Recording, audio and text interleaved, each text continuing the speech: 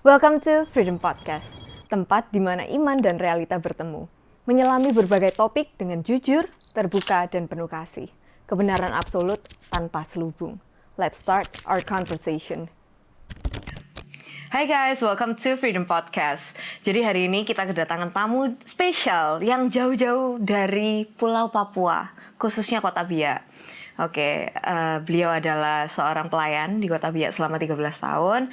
Untuk nextnya mungkin bisa langsung ke orangnya untuk introduce himself. Silahkan Ko, waktu dan tempatnya. Siap. Oke, saya ralat sedikit.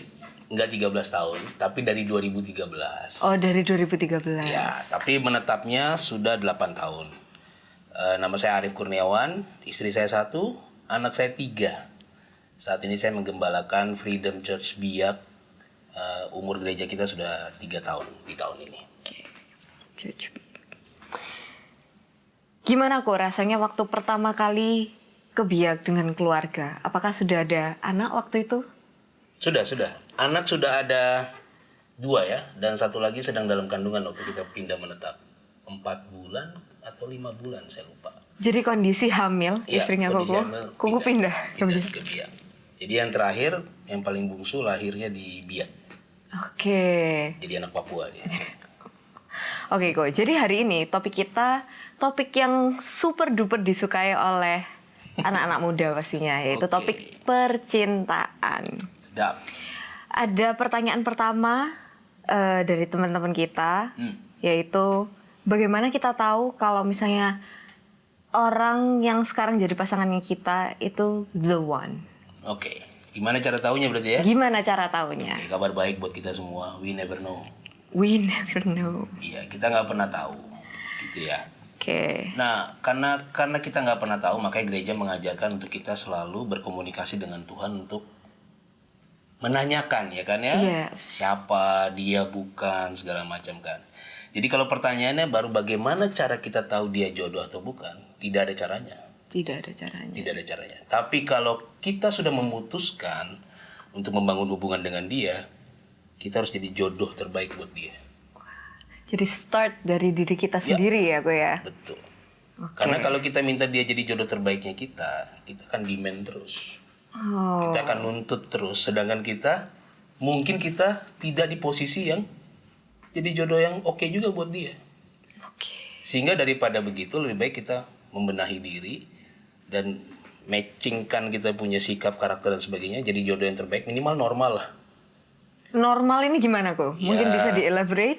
Tidak kasar, sopan, berkomunikasi dengan baik. Itu berusaha loh semua, itu effort semua ya. Seorang pria yang terbiasa semuanya sendiri akan susah untuk berkomunikasi dengan perempuan. Oke. Tapi kan begini buat saya, kamu sudah memutuskan untuk hidup bersama dengan dia. Sehingga harusnya satu-satunya teman yang bisa berkomunikasi dengan kamu justru cuma dia. Jadi mau tidak mau kamu harus menjadikan dirimu sebagai teman yang berkomunikasi asik buat dia. Nah mau nggak mau dia juga jadi asik. Tapi startnya dari saya. Oke. Key point-nya juga menjadi teman yang baik ya Ko ya? Iya. Oke. Kalau gitu ada pertanyaan lanjutan Ko dari jawabannya Siap. Koko. Gimana kita mempersiapkan diri menjadi pasangan yang baik? Gimana cara kita mempersiapkan diri jadi pasangan yang baik? Pertama kalau buat saya, ya tadi saya bilang ya. Yang pertama itu ya normal behave selayaknya seorang manusia lah. Ya kan ya. Lalu yang kedua kita sebagai anak Tuhan ya kita punya panduan guidance Alkitab itu sendiri. Gitu. Tapi sejauh yang saya jalani bersama dengan istri, Yesus itu kan bisa dibilang kan nabi ya untuk orang lain ya. Nabi yang mengabarkan kasih gitu. Cinta kasih. Jadi seharusnya semua hal yang ada di diri kita coba reverse-kan ke situ. Oke. Gitu. Kalau saya kasar, apakah itu bagian dari cinta kasih? Gitu. Kalau saya suka memaki, apakah saya memang cinta kasih? Seringkali kan gini, semakin dekat kita dengan seseorang, semakin kita merasa bisa semena-mena dan sewenang-wenang dengan dia. Iya kan? Benar. Makanya kenapa KDRT terjadi? Karena kita merasa memiliki itu punya kita. Iya. Gitu. Tapi yang lucunya misalnya saya laki-laki, sama perempuan lain saya tidak begitu. Saya bisa lembut, saya bisa halus. Nah, itu kan terbalik. Yesus tidak ajarkan itu. Karena merasa udah terlalu nyaman itu tadi ya, Ko ya? Saya rasa memiliki ya. Rasa memilikinya. Karena buat saya kalau nyaman harusnya dia juga nyaman. Oke. Gini, saya di kamar hotel ini, kalau saya mau rasa nyaman di kamar hotel ini harus nyaman dulu. Baru saya bisa keluar, saya bilang, saya nyaman loh tidur di kamar hotel itu. Khususnya kamar itu. Jadi waktu semua orang pribadi demi pribadi berusaha untuk menjadi nyaman untuk orang lain, otomatis semua akan saling menyamankan dengan berjalan sendirinya.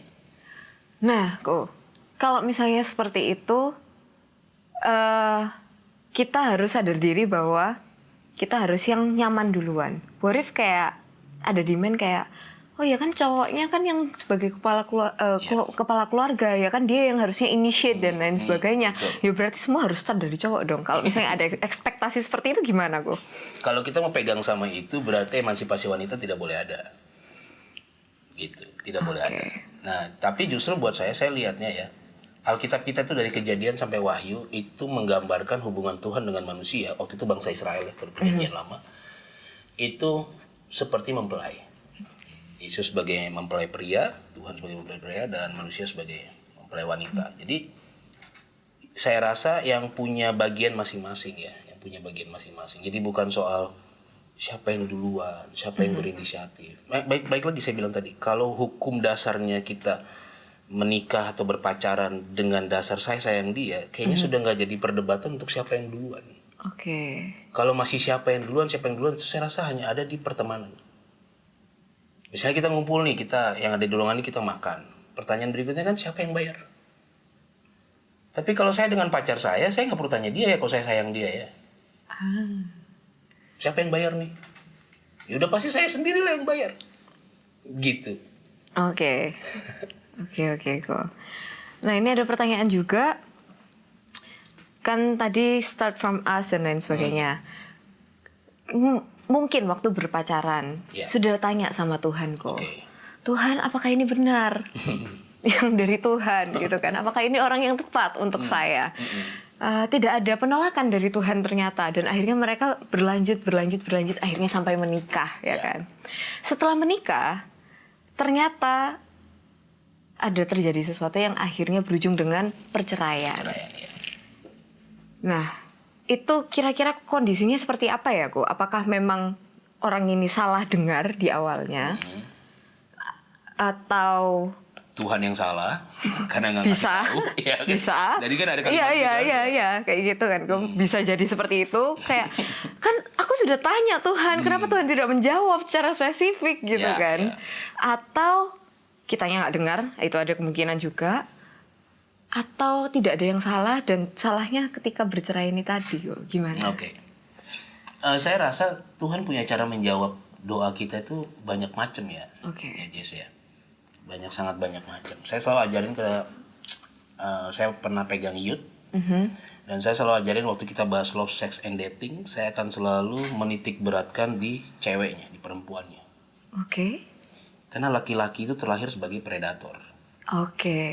Jadi ceweknya yang harus pintar-pintar menjaga dirinya.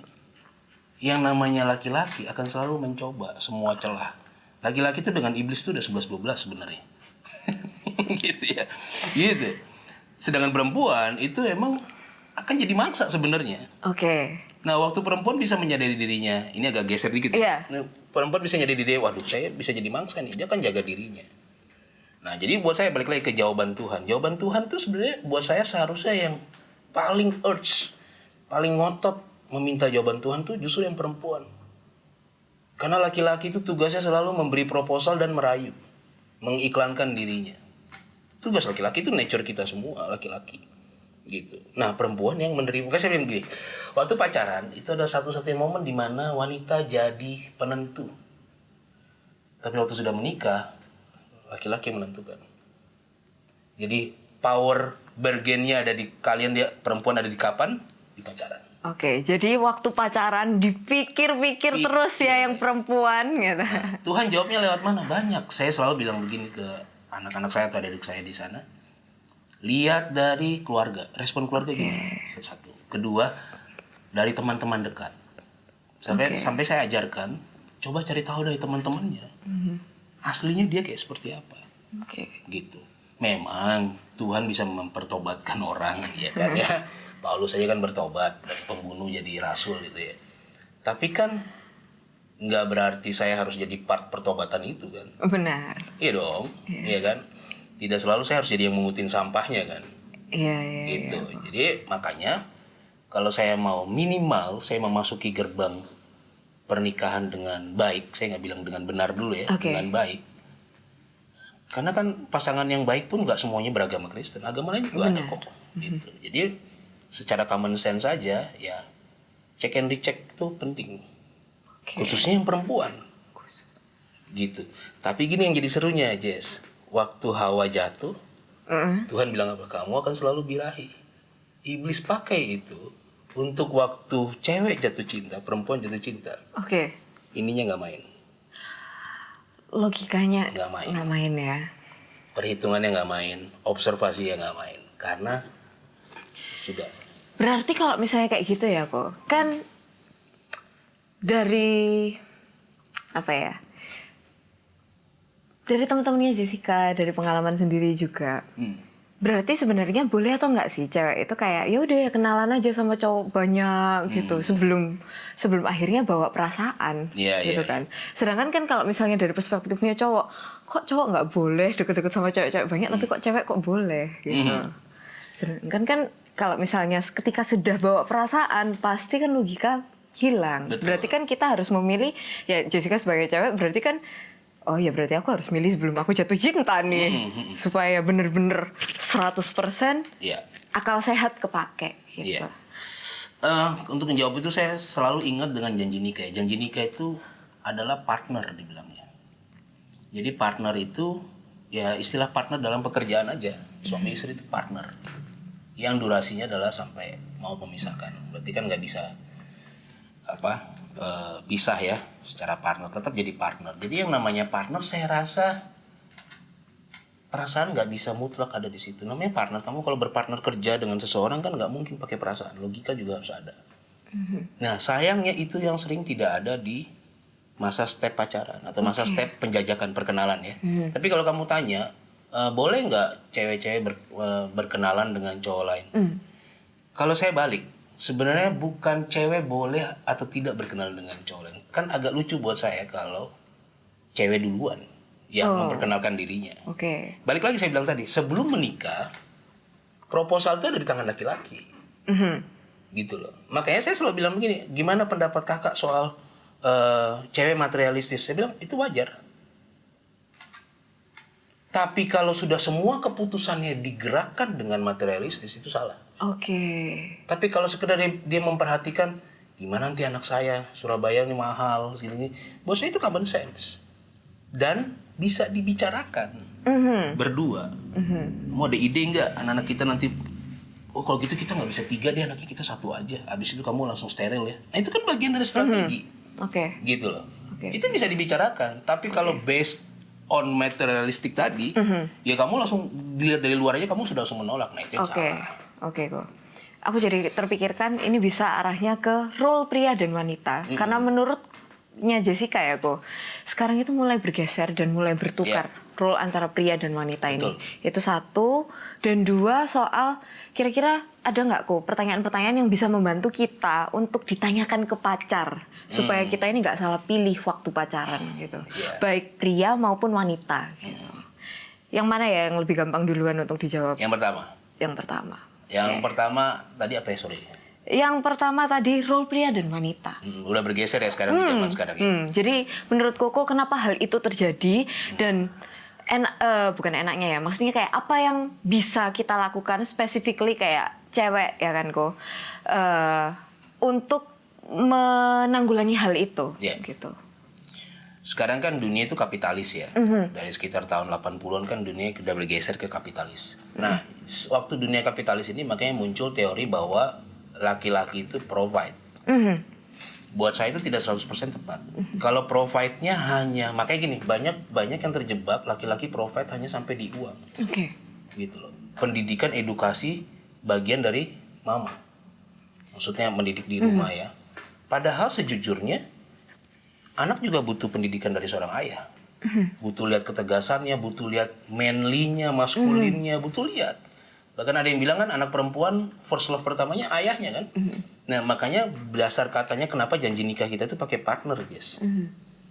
Partner tuh bisa sweet selama tujuannya untuk keluarga. Partner. Gitu loh. Waktu dunia pekerjaan ternyata berbalik, skill kamu yang lebih terpakai dibandingin skill suamimu, pasanganmu. Kalau partner, kita tinggal bicarakan aja. Berarti dunia udah bergeser nih. Nah, Jessica pikir untuk seorang laki-laki dari yang bekerja tadinya, menghasilkan uang, terus harus mengerjakan pekerjaan rumah, itu nggak effort dan nggak pride-nya hancur-hancuran di situ. Itu dilatih juga di situ. Berarti it's not something yang sebenarnya nggak dibolehin ya, selama goalnya untuk kepentingan keluarga. Iya.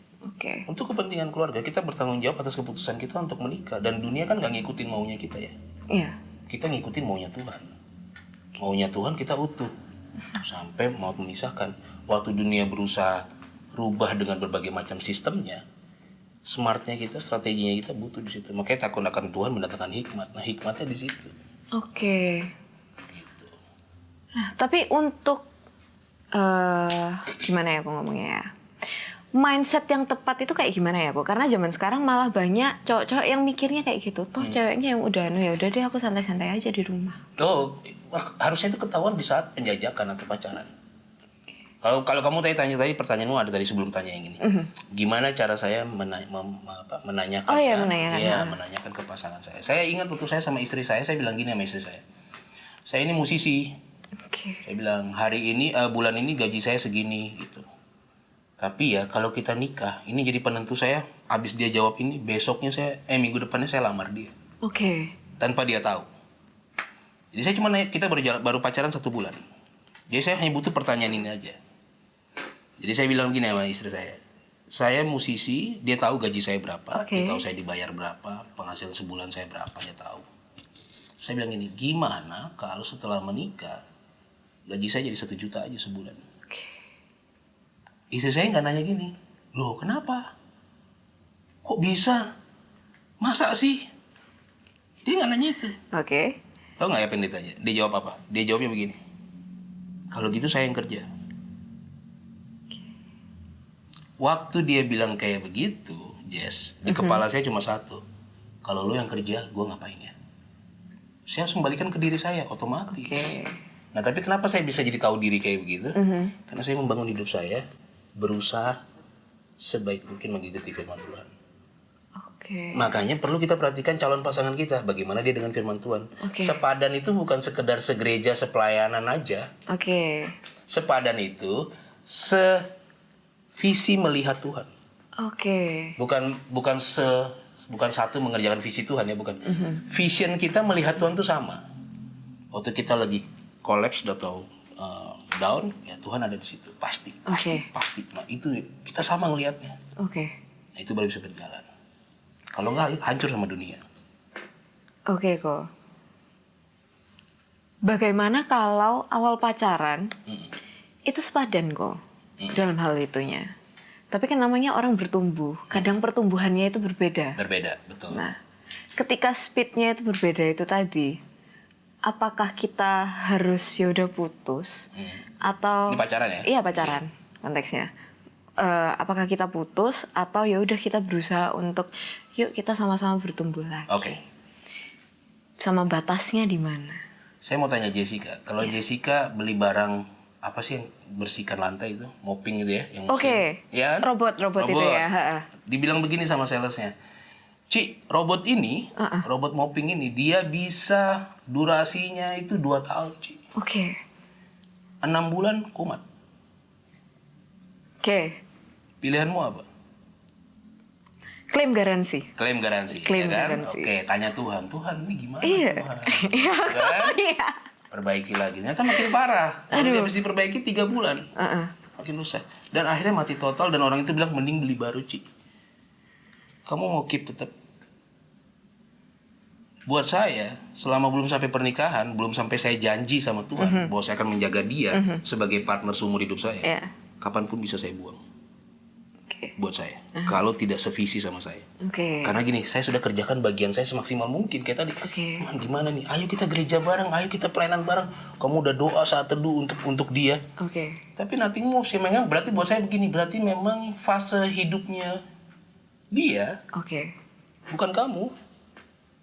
Atau kamu hanya mengisi beberapa fase aja. Saya kasih contoh, istri saya hari ini menikmati hasil perbaikan diri saya dengan mantan saya. Oh, mantan adalah pembelajaran. Iya. Untuk istri ya jadinya ya kayak. Istri saya itu dia pemerhati fashion. Kalau kamu kenal saya 30 tahun, 20 tahun yang lalu, I don't care dengan itu.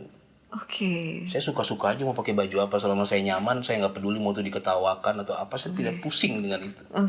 Tapi saya punya mantan yang selalu cerewet bawelin itu, dan akhirnya kita putus gara-gara itu.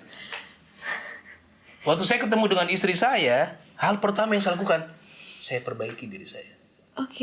Jadi sekarang saya tanya, mantan saya tadi apakah salah pacaran dengan saya? Enggak, fasenya dia adalah memperbaiki hidup saya di some point. Yang jadi salah apa? Saya bablas pacaran sama dia. Itu masalah penguasaan diri, itu beda lagi. Tapi fungsinya mantan saya untuk memperbaiki diri saya. Dan yang menikmati buahnya adalah istri saya. Baik. Jadi pilihanmu cuma dua. Either kamu sadar saya fasenya apa ya di dia ya, atau kamu mau ambil gambling dengan berharap ya jalin aja, siapa tahu kamu jadi Paulus lah. Dari nggak benar jadi benar bersama saya. Tapi kan itu hopefully. Dan ingat pembahasan kita yang pertama. Begitu kamu sudah jadi istrinya, harus tunduk. Posisimu di bawah. Disitulah masalah dimulai. Even kamu merasa hal tunduk tadi adalah kamu menyuarakan hal kebenaran, tapi kali ini sudah dia yang di atas. Bayangkan bawahan berusaha merubah atasan, nggak bisa. Benar. Saya setuju untuk Dan itu. hanya di pacaran kamu bisa rubah. Di pacaran tidak bisa, let it go. Oke, Ko. Mungkin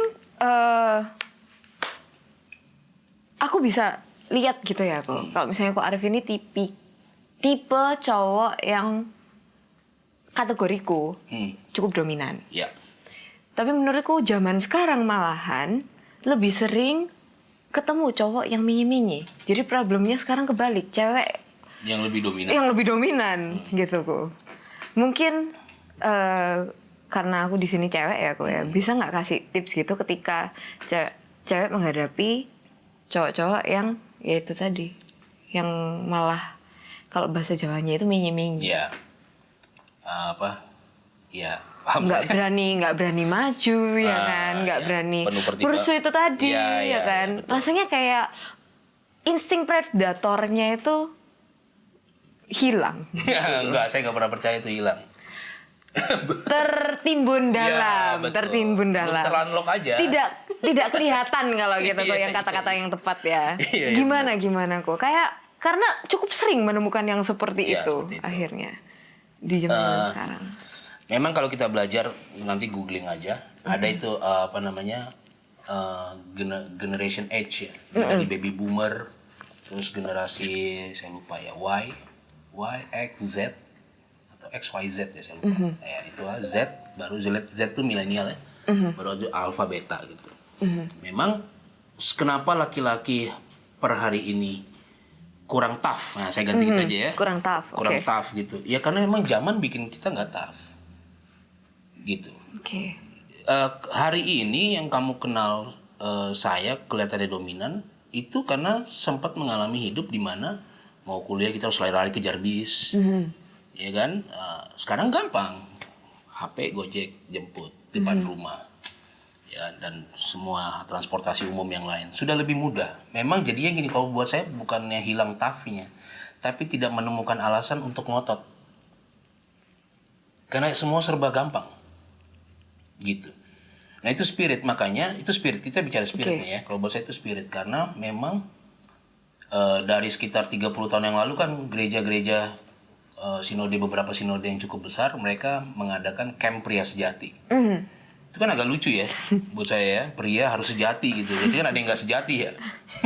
Dan sejatinya pun masih harus Peta-petakan iya, lagi. apalagi nih sejati. Tapi ya kayak pria sejati. Dan ternyata pada ujung-ujungnya cuma harus jadi pria yang tough. Gitu. Oke. Itu sudah 30 tahun yang lalu, sudah mulai 25-30 tahun yang lalu. Oke. Jadi kalau Jessica menemukan hari ini, buat saya memang sudah nggak heran. Nah, gimana? Malah parah-parahnya mungkin. Iya, gimana? Justru akhirnya gini kan lucu kan? Saat laki-laki toughnya berkurang, perempuan kan lihat kalau laki-laki toughnya berkurang. Iya. Ya mau nggak mau dengan agenda, dengan kampanye emansipasi wanita semua dari tahun 90-an, 80-an, 90-an, ya mau nggak mau memang jadi naik. Gitu loh. Nah, pertanyaan sekarang gini, kalau kita mau bicara secara biblical dan spiritual, kenapa ini terjadi? Supaya laki-laki tidak berfungsi di keluarganya. Jadi ini serangan spiritual ya aku ya. Iya. Makanya saya tadi sempat bicara dengan beberapa teman di sini, saya bilang gini, setan nggak pernah peduli dengan berapa banyak keluarga dan jemaat yang ada di sebuah gereja. Nggak peduli mau seberapa banyaknya. Setan tahu nyerangnya one by one. Gitu. Dan untuk menyerang sebuah keluarga, yang diserang bukan anaknya, yang diserang suaminya dulu. Sebagai kepala keluarga. Kepala keluarga. Waktu dia nggak berfungsi, sudah pasti istrinya bingung mau tunduknya alasannya apa. Waktu istri dengan suami tidak berfungsi, anak juga makin bingung. Tidak ada role modelnya. Benar. Sudah. Tapi mereka tetap ke gereja setiap minggu. Gitu. Jadi makanya saya bilang masing-masing ya ada beberapa gereja punya cara kalau menuju pacaran. Ya saya rasa kalau di Freedom cukup bagus ya kita kalian akan ketemu dengan beberapa konsul lah ya, dengan beberapa orang bimbingan pranikah ya, it's good gitu loh. Tapi sebenarnya buat saya gini, saya kalau bisa di bimbingan pranikah itu saya pengen ngomongnya begini, jangan pernah takut kehilangan atau kamu harus bayar itu seumur hidup. Oke. Jadi waktu lagi bimbingan pranikah, sejujur-jujurnya aja, nggak usah ada yang harus ditahan-tahan. Nah kamu bisa lihat dari situ. Oke. Is this the right choice? Bukan the right person ya, Oke. the right choice. Iya. Gitu. Atau enggak? Oke kok. Ini ngarah yang topik yang cukup sensitif, tiba-tiba kepikiran. Kalau misalnya pacaran udah kebablasan kok, Iya. dan udah pernah have sex, apakah memang seharusnya putus atau tidak? Atau masih bisa kayak oke, kalau dua-duanya entah tobat kah atau apa, kayak is it still the right person or not? Atau kalau misalnya udah bablas sampai di situ, oke, ya udah mendingan putus aja. Oke. Kan harus ada ukurannya ya, kita semua harus terukur ya. Mau putus kenapa, dan kalau masih mau sama-sama, buat saya gini, pacaran intinya sangat potensial jatuh. Oke. Ya, di zaman sekarang ya. Kayaknya sudah sangat langka menemukan pacaran lurus-lurus aja, itu sudah sangat langka. Mungkin itu langsung diundang podcast yang lain mungkin. Tapi maksud saya begini, terlepas dari putus atau tidak, ukurannya apa?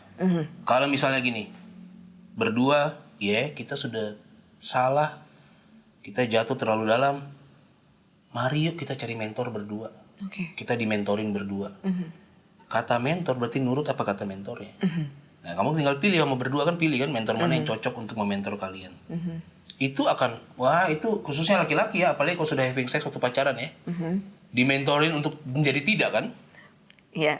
Gitu loh, itu akan sangat-sangat sulit. Nah waktu kamu lihat dia bayar harganya untuk dimentorin karena udah pernah jatuh, it's a good point. Oke. Jadi nggak harus melulu karena udah kayak gitu, udah. Nggak ya? Nggak harus begitu. Dilihat juga next step-nya gimana. Memang karena begini, kalau kamu putuskan, oke, udah kita putus ya. Ada jaminan pria berikutnya tidak pernah sama mantannya? Enggak kan? Tidak realistis jaminan. sekali. Saya gitu. Oke.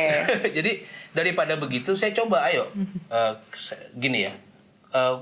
Hubungan seks itu pertukaran energi. Oke. Ya secara spiritual tuh kalau kita belajar tuh pertukaran energi. Jadi sebenarnya saya nggak bicara soal salah dan benar. Sudah pasti salah, nggak usah dibahas lagi. Yeah. Tapi buat saya lebih ke, ya kalau bisa, oke, ini bablas, ini kan berarti gini, dilakukan sebelum waktunya. Iya. Oke, kalau kita ada waktu untuk sama-sama tunduk dan mau belajar tobat sama-sama. Saya rasa saya nggak salah pilih kamu. Besok-besok di pernikahan kita jatuh lagi dalam hal yang lain, kita tobat. Ada jaminan karena di story yang kemarin kita bisa. Oke. Gitu. Buat saya lebih baik begitu. Tapi kalau dari awal dibilang ngapain pakai mentor, udahlah nggak usah lah. Dia gini, dia menolak dengan segala cara. Kamu bisa sense sebenarnya. Yeah. Ini niat apa enggak nih mau berubah Yeah. kan? Tinggalin. Buat saya begitu. Lebih baik mencegah daripada mengobati. Oke. Nah, Kok kalau sudah terlanjur menikah dan akhirnya salah satu berulah, pasangannya harus bersikap seperti apa? Gini, prinsipnya pernikahan itu bukan janji saya dengan istri saya. Oke. Sorry, saya ulang. Prinsipnya pernikahan itu bukan janji saya kepada istri saya. Saja. Saya berjanji pada Oke. Tuhan. Ya. Bahwa ini loh orang yang saya pilih akan jadi partner saya. Oke. Kau akan memberkati kami sampai maut memisahkan. Jadi saya janji sama Tuhan. Janjinya. Jadi apapun yang terjadi di pernikahan gonjang-ganjingnya yang saya pegang itu janji saya sama Tuhan. Oke. Jadi personal, urusannya Oke. personal saya sama Tuhan. Oke. Ya, kalau kamu mau refer di Alkitab ada nggak? Kau baca Hosea, Nabi Hosea. Berkali-kali istrinya selingkuh. Ya. Dan dari awal kan Dan juga dia- bukan perempuan baik-baik ya kan, Perempuan Go? baik-baik. Oke. Tapi kenapa dia mempertahankan pernikahannya? Karena dia berjanji sama Tuhan, urusannya sama Tuhan, personally dengan Tuhan. Saya rasa ini yang kurang ditegaskan di gereja-gereja saat pemberkatan nikah. Anda berdua masing-masing, terima kasih udah janji nikah, tapi ingat ya janjinya bukan sama saya. Janjinya masing-masing sama Tuhan loh. Berarti kamu akan menjaga dia sampai maut memisahkan. Kamu buang dia sebelum maut memisahkan, kamu urusannya sama Tuhan ya, berharap aja. Tuhan mau bagaimana responnya ke kamu. Kamu gambling dengan itu dengan Tuhan mengasihi semua orang. Iya, tapi Tuhan juga adil. Gitu. Dia juga raja yang bisa memutuskan hukuman. Gitu loh buat saya. Jadi makanya kenapa penjajakan itu penting, Jessica. Penting banget itu di situ. Tapi iblis tahu kita lemah di situ. Oke. Dan kita selalu relasi di pernikahan. Dan akhirnya selalu jadi perdebatan. Cerai boleh nggak? Cerai boleh nggak? Cerai boleh. Iblis masuk lagi di situ. Gitu. Kalau personal stance-nya Ko Arif, cerai boleh nggak? Tidak. Apapun yang terjadi. Iya. Cerai hidup tidak boleh. Buat saya pribadi ya. Terserah orang mau alasannya. Kamu nggak tahu sih apa yang saya alamin. Ya, memang saya nggak perlu tahu. Kalau kasusnya sudah mengancam nyawa gimana, Bu? Pisah. Oke. Perceraian itu kan berarti gini. Kamu datang ke gereja kita bercerai. Kita mau urus ke KUA. Oke. Gitu.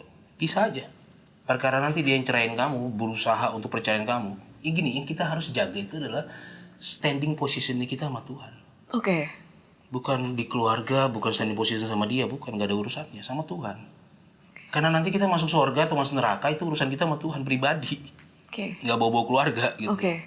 Berarti Koko sangat setuju dengan kayak, oke, kalau misalnya memang sudah mengancam nyawa dan harus Bisa. berpisah, ya jangan menikah lagi. Iya, jangan menikah lagi. Stay alone itu tadi ya, Kok. Tanggung jawab dong dengan keputusan kamu untuk Oke. menikahi dia. Itu laki-laki, apalagi kalau laki-laki ya. Dan sekali lagi ada instrumen-instrumen hukum di negara kita yang punya. Penjarain aja. Oke. Narkoba nggak berhenti-berhenti, selalu membuat keluarga jadi susah. Tobat bentar narkoba, penjarain aja. Kenapa emang kalau istri yang laporkan? Justru kalau istri biarkan, pembiaran sama dengan kejahatan. Still the same. Oke. Kamu sedang membuat dia makin hancur. Jadi kalau bentuk kamu sayang, dididik, masukin aja. Jadi istri boleh ngedidik suaminya juga? Boleh, dalam situasi yang sudah nggak bisa lagi suami ini dikasih tahu dan nggak Iya. berfungsi ya. Iya. Bukannya meninggalkan. Dan Oke. saya selalu bilang gini ke istri saya, ada jaminan nggak kalau saya cerai dari kamu, saya dapat yang lebih baik? Tidak ada, selama manusia ketemu manusia selalu ada masalah. Mungkin beda masalahnya, tapi ya masalah gitu. benar. Iya kan? Benar. Dan akan Kok. selalu ada alasan, saya salah nih, saya cerai ya. Selalu akan ada. Selalu. Gitu loh. Yang ada kan lebih menerima aja mungkin. Atau mungkin bertahan karena etika sosial. Iya. Kemarin udah cerai, masa sekarang cerai lagi? Ayo Iya. bertahan. Nah itu. Tapi kan pada dasarnya buat saya, Tuhan tidak pernah. Kalau memang ada di Matius dibilang orang Farisi bertanya, ada letter bertanya. Tapi kan Tuhan jawabnya soal percayaan ya. Iya. Tapi kan Tuhan jawabnya apa? Karena kedegilan lah makanya Musa bikin. Jadi gini, lebih terpaksa aja. Iya. Tapi bottom line-nya, saya nggak pernah setuju. Itu Musa punya kebijakan. Oke.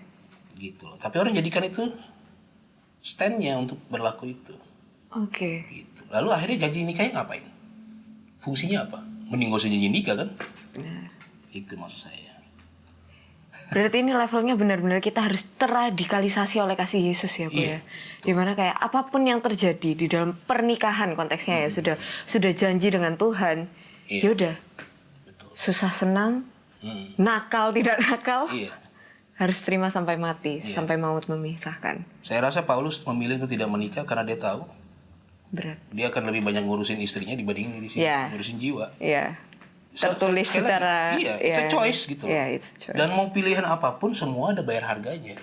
Oke. Menikah ada bayar harganya, hidup jomblo pun Ada ada bayar harganya. Oke. Gitu loh. Nggak bisa ambil mau enaknya semua. Oke. Gitu. Juga mengarah dengan topik-topik yang mirip ya, Bu. Zaman sekarang ini kan juga mulai marak sebenarnya pernikahan karena sudah hamil duluan. Iya. Sebelum menikah itu tadi. Iya. Apakah Koko mau menikahkan untuk kasus yang seperti itu? Dan setelahnya apa yang harus pasangan ini lakukan supaya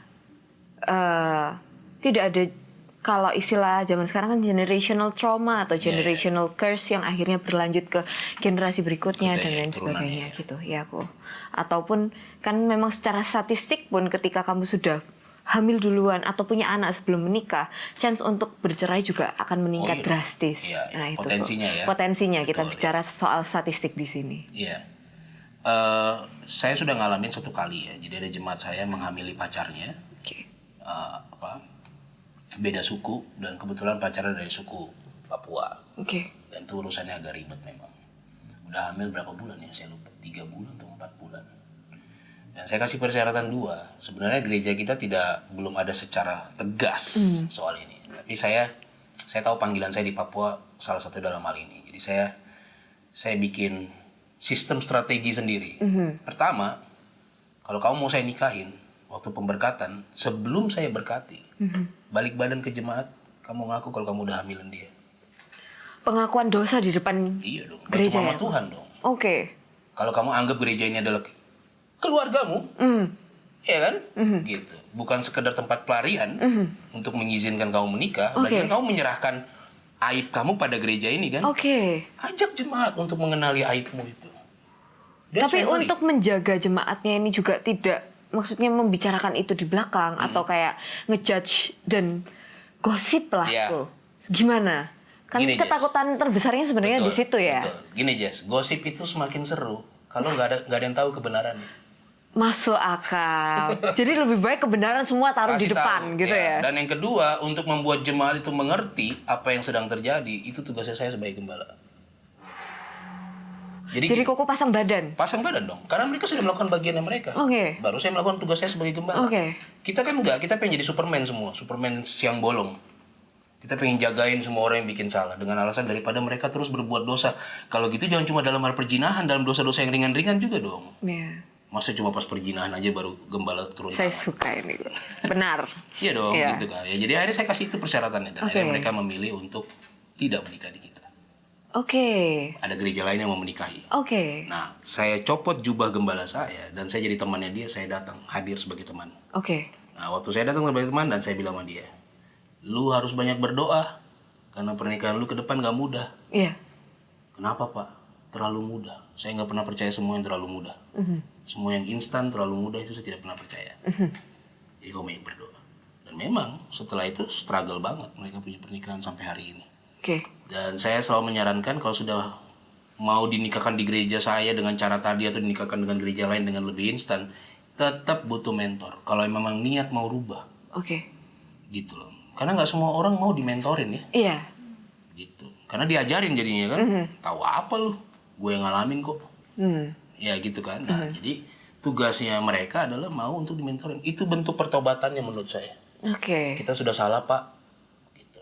Nah, ada solusi kedua selain tadi. Saya bilang hamilin aja. Sorry. Hamilin aja apa? Jangan, kok. Lahirkan saja. Oh, lahirkan. Oke, lahirkan saja anaknya tanpa menikah. Oke. Biasanya alasan keluarga apa? Nggak mau. Nanti anaknya jadi anak haram satu. Tuh, terus? Malu. Malu. Apa ukurannya haram? Di surat akte lahir. Hanya surat kan. Oke. Balik lagi kan soal pandangan kita aja kan, pandangan norma masyarakat pada umumnya kan. Tapi ada banyak orang nggak yang punya anak yang tidak ada orang tuanya? Banyak. Banyak. Sekarang buat saya begini, ada jaminan nggak kamu lakukan itu memang atas dasar cinta atau tidak sengaja? Atau memang nafsu aja? Berarti kalau misalnya aku boleh menggali ya, Ko. Kalau Koko rasa, bukan Koko rasa ya, maksudnya kayak pasangan ini sebenarnya tidak fit untuk menikah. Lebih baik mereka tidak menikah. Tidak menikah. Berarti. Jadi mereka, mamanya tanya. Ya sudah terlanjur ada anak, itu beda dengan janji pernikahan ya, Ko ya? Ya sudah, kamu udah berbuat dosa, urus sama Tuhan, minta ampun sendiri sama Tuhan. Saya bantukan doa, ayo kita doa. Tuhan ampuni, mereka sudah salah, begini. Anak ini Tuhan lindungi, lahir dengan normal, gitu. Sehat. Terus lahir. Itu kesempatan lihat calon pacar yang kemarin yang menghamili dia, masih niat nggak? Jadi kalau dia tetap hidupin terus, ya udah, oke, saya nggak nemu pria lain. Kamu memang kamu bertanggung jawab sekali. Bertanggung jawab tuh nggak selalu dalam bentuk hanya saya nikahi. Iya. Habis itu saya tinggalin. Yang penting udah kan secara surat, keluarga nggak malu, surat mendukung, ya sudah. Sampai di situ. Makanya akhirnya kita berantakan di situ gereja. Tambal sulam. Kalau boleh tahu Koko sebagai gembala dan gereja mensupport kalau misalnya sampai one day ada perempuan yang bisa kelihatannya pria yang menghamiliku ini tidak layak menjadi suami dan tidak layak menjadi ayah untuk anakku. Gimana peran gereja di dalam kondisi yang seperti itu untuk single mother ini? Iya kan, gereja harusnya punya diakonia ya.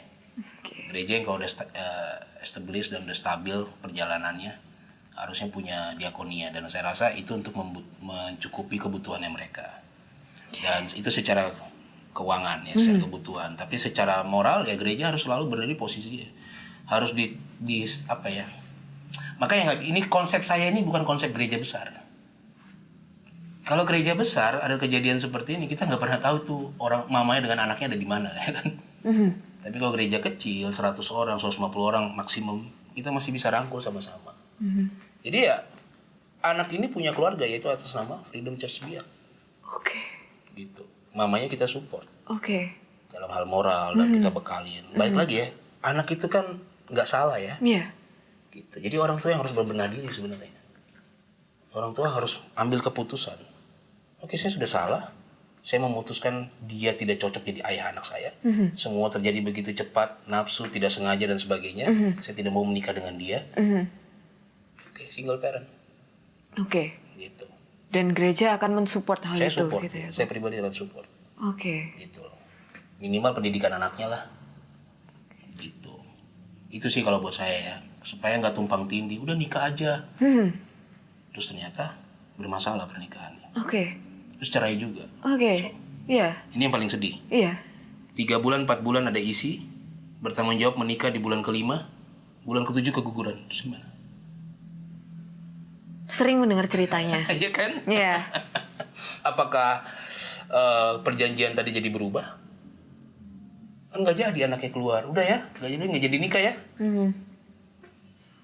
Kurang ajar kan? Mendingan si keluar aja dulu. Atau yang pertama tadi, ngaku aja depan semua jemaat. Makanya saya bilang saya akan persulit. Enak aja kamu bikin dosa terus kamu juga mau dapat jawabannya gampang.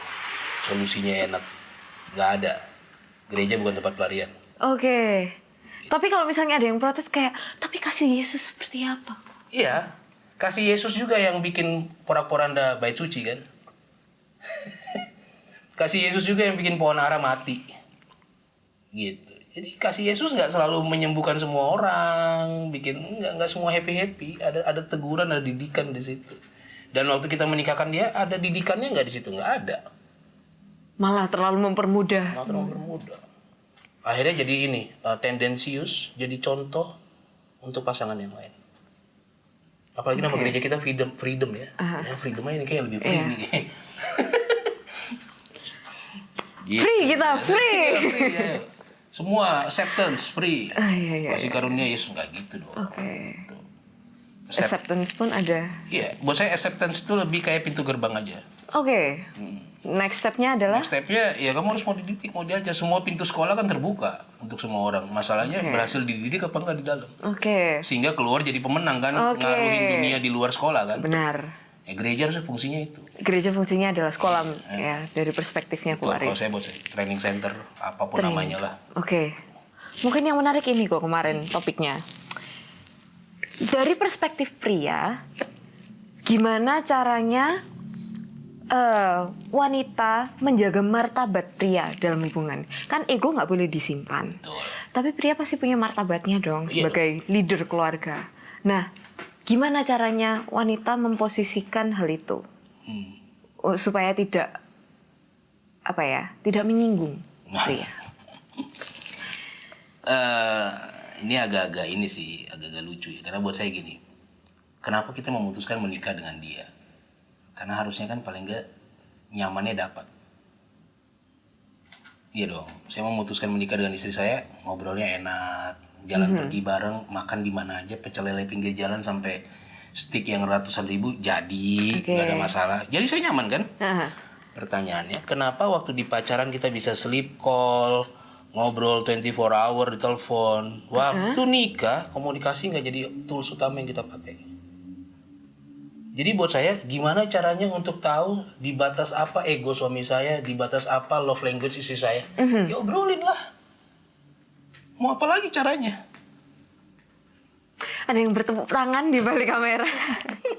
Harus diobrol, karena komunikasi itu, gini, kita dua orang yang pasti berbeda. Saya kasih contoh ya, pasangan hidup itu kayak mur dengan baut. Oke. Dari bentuk udah jelas beda, shape-nya beda, fungsinya beda. Tapi gini, baut tidak akan pernah bisa mengikat apapun kalau tidak ada mur. Mur juga jadi useless kalau nggak ada baut.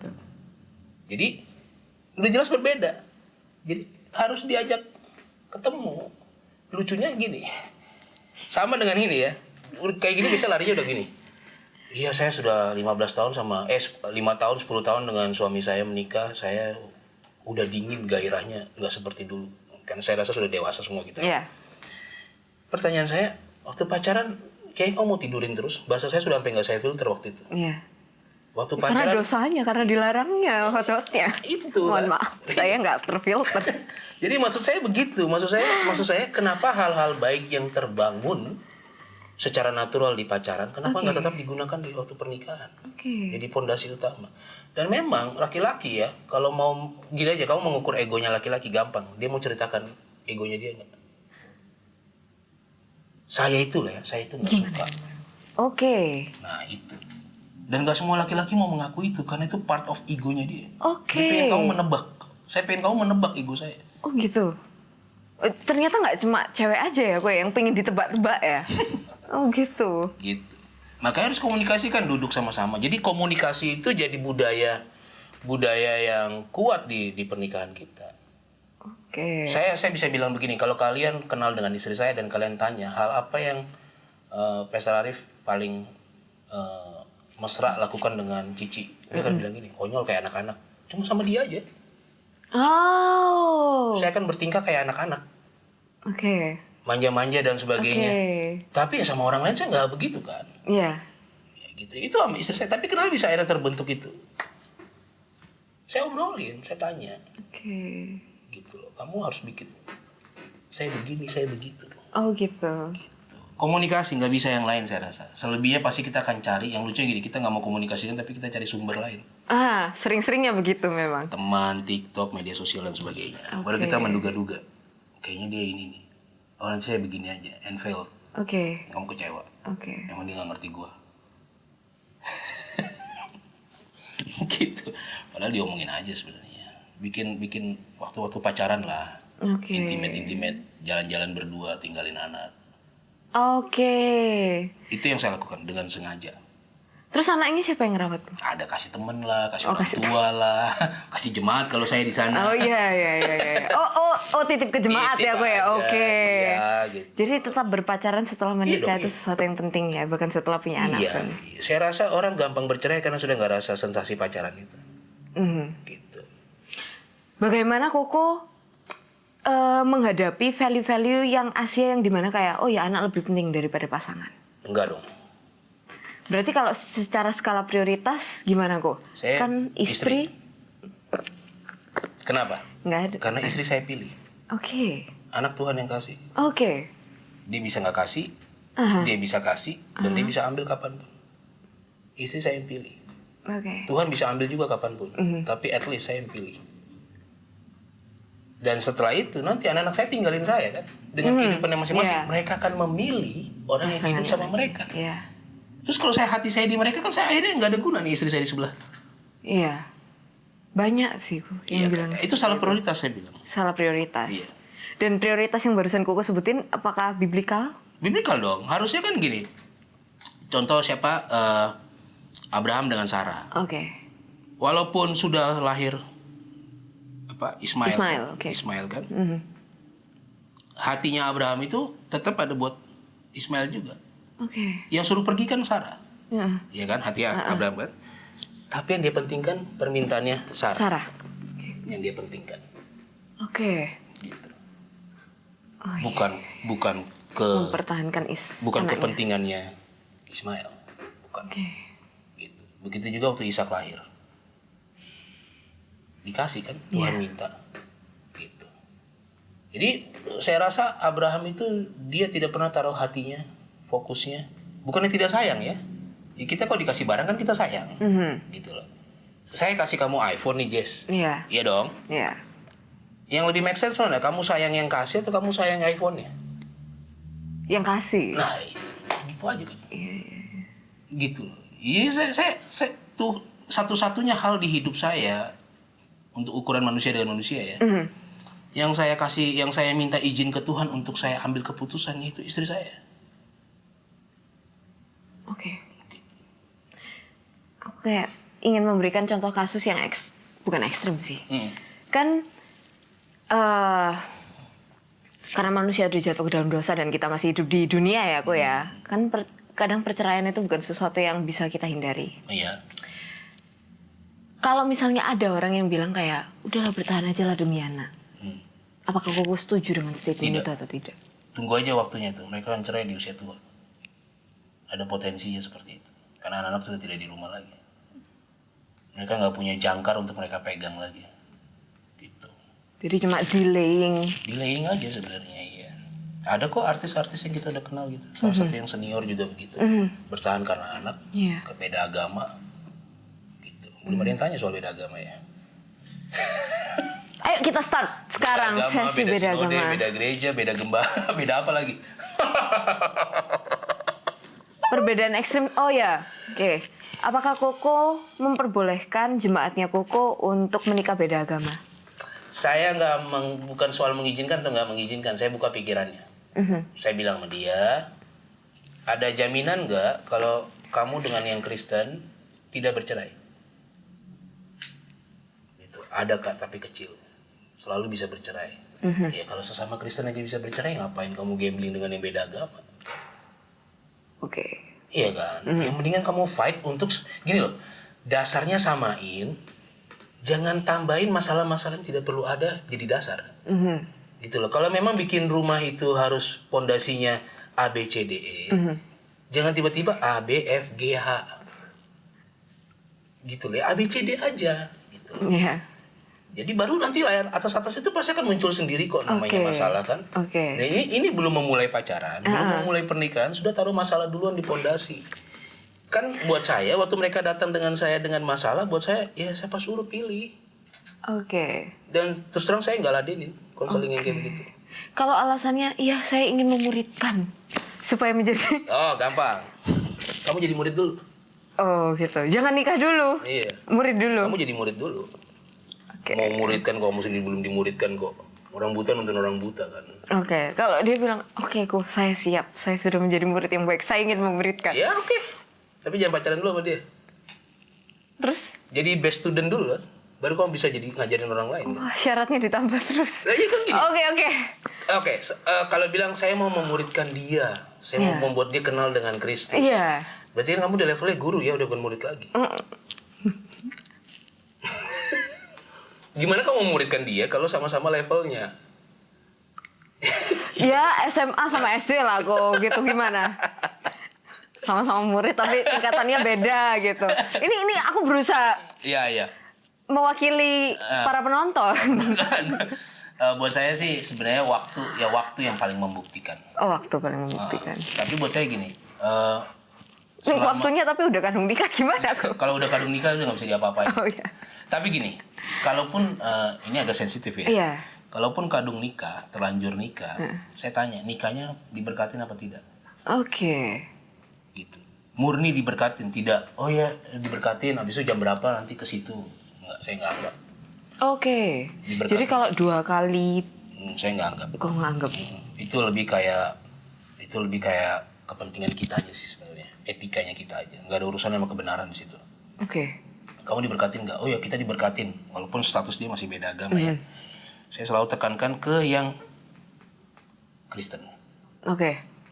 Kamu bawa orang beda agama, berjanji sama Tuhan akan menjaga dia sampai maut memisahkan. You nggak boleh cerai. Tapi dia boleh cerain saya nggak? Boleh, dia beda agama kok. Di agama dia nggak diajarin gitu. Iya. Tanggung risikonya kalau mau hadapin. Oke. Dengan selalu tidur di atas bom waktu. Anytime kapan aja dia bisa cerain kamu. Karena value-nya udah beda itu tadi ya, Bu ya. Intinya bottom line buat saya, ngapain mempersulit diri gitu. Setuju.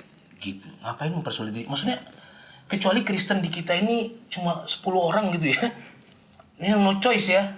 Kristen ada jutaan di sini, belasan juta, 20 juta ada gitu. Masa sih? Lebih kayak nggak sabar aja kan kita. Penguasaan diri kita lost di situ. Buaruh lagi gitu. Kesabaran. Gagal di situ. Nah, akhirnya semua yang bermula dari tidak sabar dan tidak bisa menguasai diri, kita yang bayar, bukan Tuhan yang bayar. Kita yang bayar. Masalahnya kapan? Itunya aja. Dan skalanya apa? Oke. Itu loh buat saya. Jadi saya berusaha meminimalisir resiko-resiko di pernikahan saya. Oke. Kok. Mungkin kalau misalnya ada pertanyaan-pertanyaan lain ya bisa ditaruh di kolom komentar karena waktu kita udah habis. Nanti dari admin atau mungkin kok Arifnya sendiri bisa jawab-jawab di kolom komentar tersebut. Siap. Di platform apapun nanti video ini akan diupload ya. Ya. Terima kasih Ko Arif untuk waktunya. Thank you. Gimana menurut kalian? Tidak ada topik yang terlalu tabu untuk ditanyakan. Bila ada pertanyaan, bisa langsung komen di bawah. Keep spreading the gospel.